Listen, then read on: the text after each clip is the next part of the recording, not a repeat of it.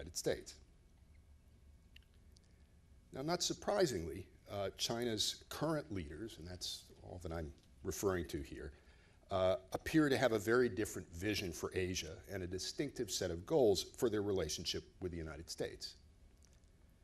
First and foremost, China's present rulers want to ensure the Communist Party's continuance in power. They see it as essential not only to their own well-being and that of their children and extended families, but I think to one degree or another, sincerely, they believe it is essential to the stability and the security of their country. Second related objective is to see China emerge eventually as the preponderant power in East Asia, certainly in Asia, certainly in East Asia.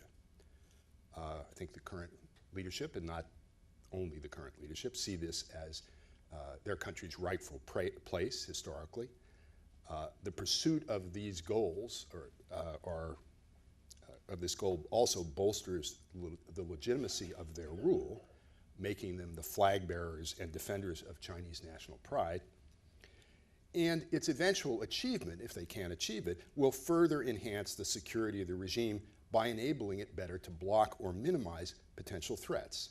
Cross-border support for Chinese separatists, the potentially contaminating presence of a prosperous democracy along China's immediate land frontiers, and it will help, although it won't solve the problem for them, preventing others from developing capabilities to interdict flows of vital materials and especially energy.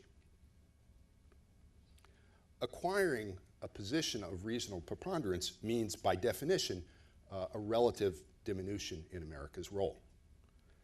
Whether it requires the complete removal of US forces and the dissolution of US allies or alliances along China's maritime periphery, or merely a reduction in their size and significance, is likely to become a topic of increasing debate among Chinese strategists, and I think there's some indication that that debate is already underway.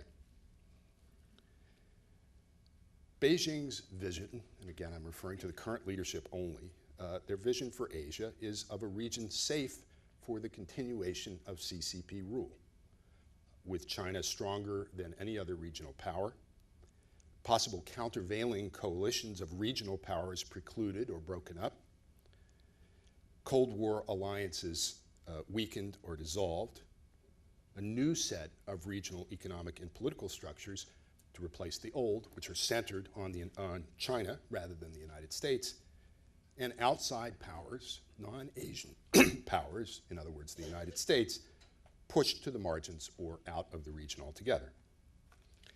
Now, of course, it's one thing to have such a vision, quite another actually to achieve it.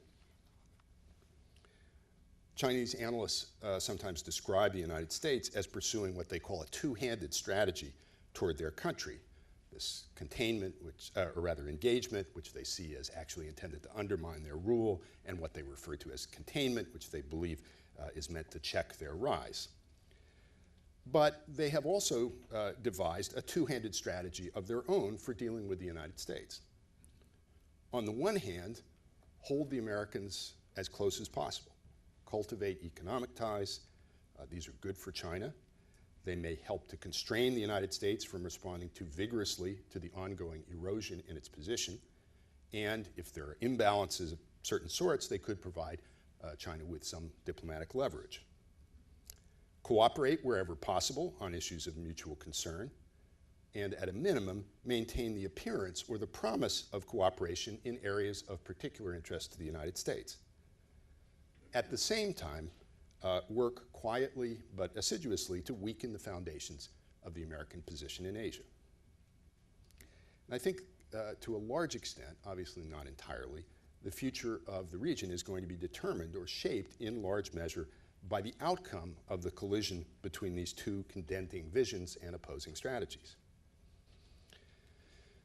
So where do things stand now, and where do they appear to be going? In the interest of time, I'm going to just say a few words about the American perspective, or an American perspective, my perspective, but it would be very interesting to look at the other side of the equation and ask how things appear from Beijing.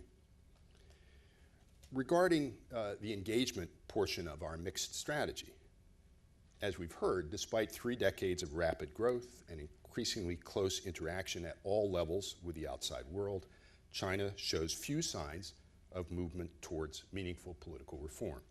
To the contrary, much of the best recent scholarship on China, especially that of my former Princeton colleague and friend Min-Shin Pei, has emphasized the surprising resilience and adaptability of the CCP regime.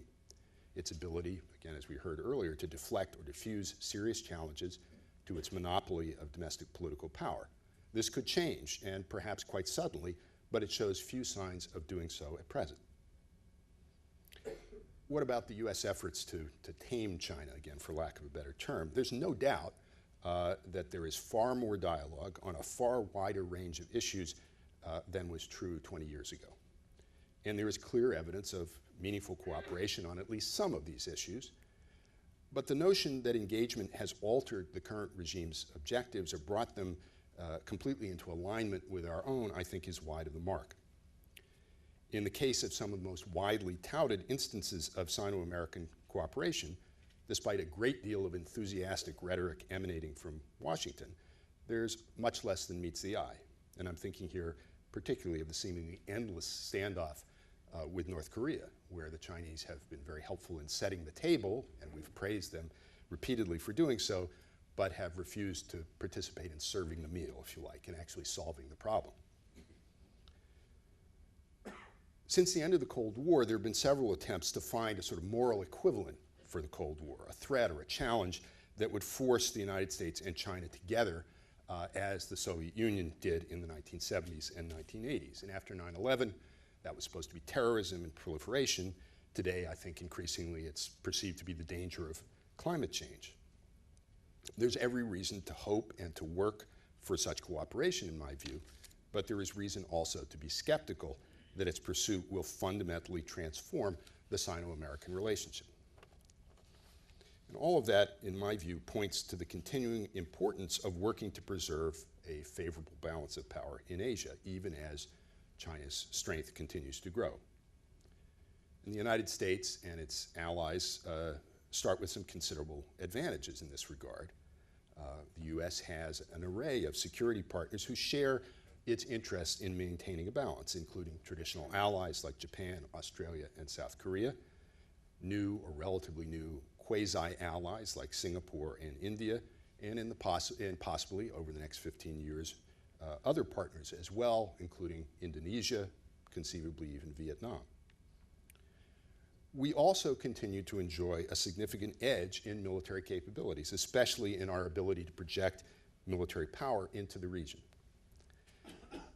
But in my view, we cannot afford to take these advantages for granted, or to assume that they will persist indefinitely without substantial effort.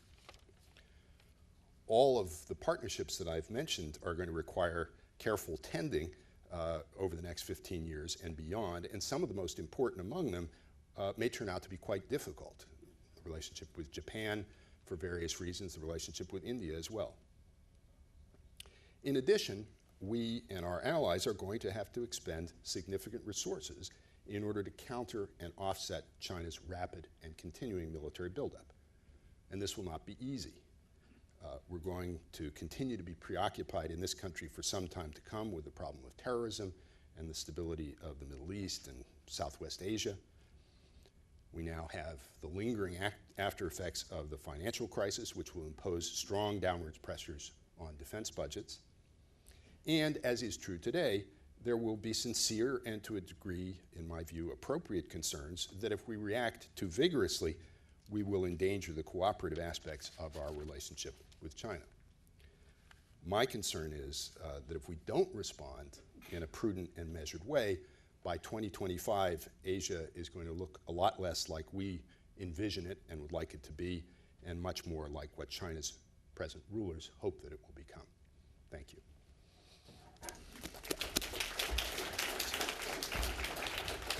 Very good.